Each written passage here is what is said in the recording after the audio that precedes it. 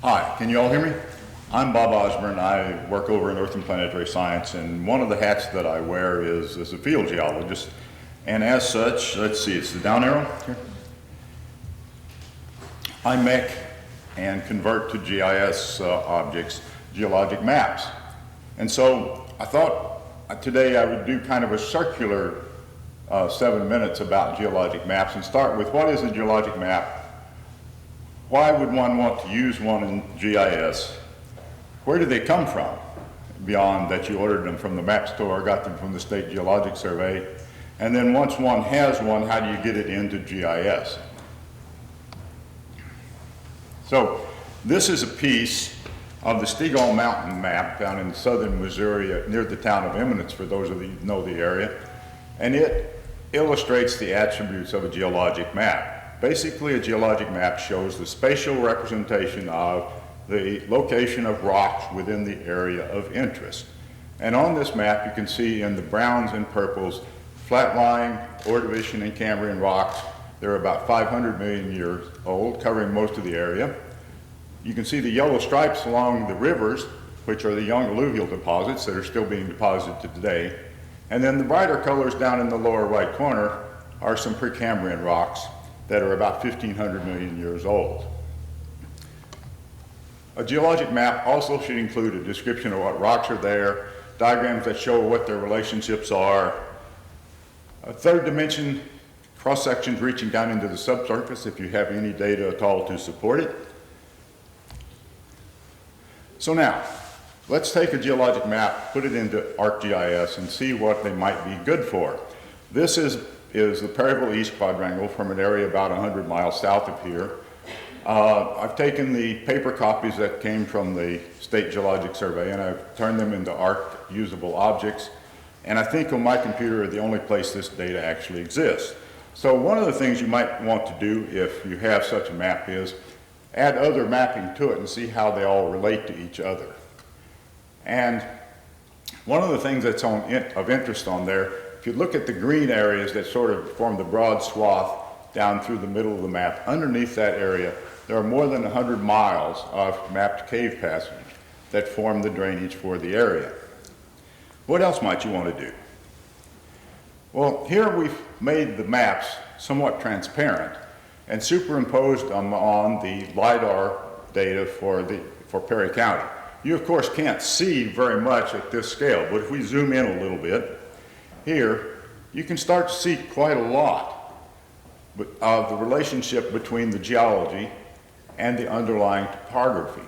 One of the things that you see right off is there's a boundary between a light green unit there and a darker green one on the right. And there is not one clue in the LIDAR data about what represents that boundary. So you're not going to be able to pick that boundary from LIDAR. The other thing that's probably the most obvious about this map when you look at it is it looks like a war zone. It looks like it's been bombed. And why is that?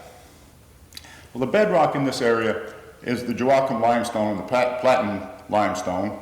They're water soluble, they form caves. So there really is basically no surface drainage for this region.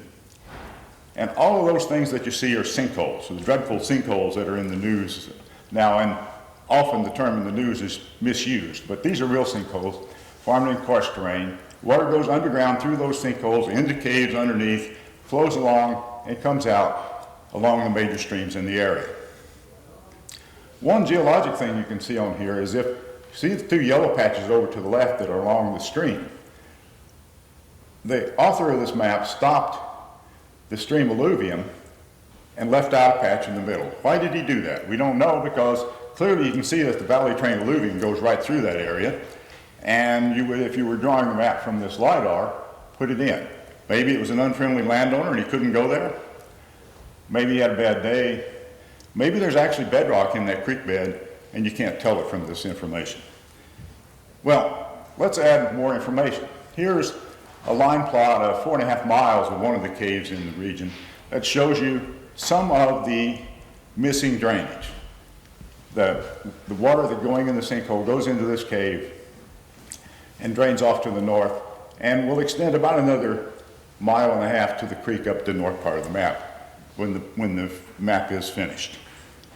So your imagination is the only limit to what you can show with the geologic map once you've made it able to be seen in ArcGIS.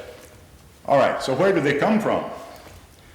Besides the ones that you managed to order from somewhere.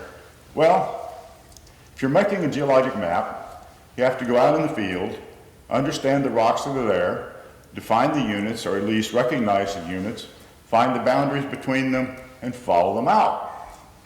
And when you do that, put them on a map of some kind. Usually you use the base map of a USGS topographic map. This represents about maybe a week's work. There, you keep doing that until you fill in the area that you're interested in, and you've completed the map, and you have an old analog version of a geologic map, a paper map. So you'd take your colored pencils, you'd color that in, and you'd have a colored geologic map. So how do we get it to be an ARC useful object? Well, it's a fairly lengthy process, but first you must start with some kind of a base map that you're going to compile onto. Typically it's a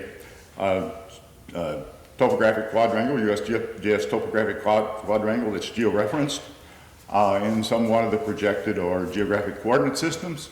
You then take your geology, you georeference it to your base map. You take then the editing tools within ARC, not the ARC tools and the drawing tools, but the editing tools.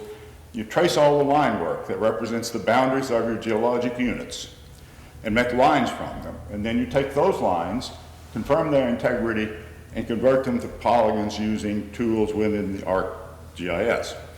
Once you've got polygons, then you assign attributes, add labels, add all the kind of point data that you may need to make a geologic map. So let's go on down, look at some of this. Now, why wouldn't you just draw polygons to start with instead of messing around drawing lines and then converting them to polygons? There's two main reasons. One is, it's very hard to draw two neighboring boundaries that are actually coincident. And you end up, then, when you're doing spatial analysis, having errors. And two, you want to use the line information. Typically, geologic maps have solid, dashed, and dotted lines showing different qualities of contact information. You want to have that, and you can't have that if you just draw the polygons, because a polygon boundary has to be a single line type with the same attributes. So once you've done that, you've got polygons, you assign attributes to them, you assign color to the different polygon areas, and you have a geologic map. So I think that's it.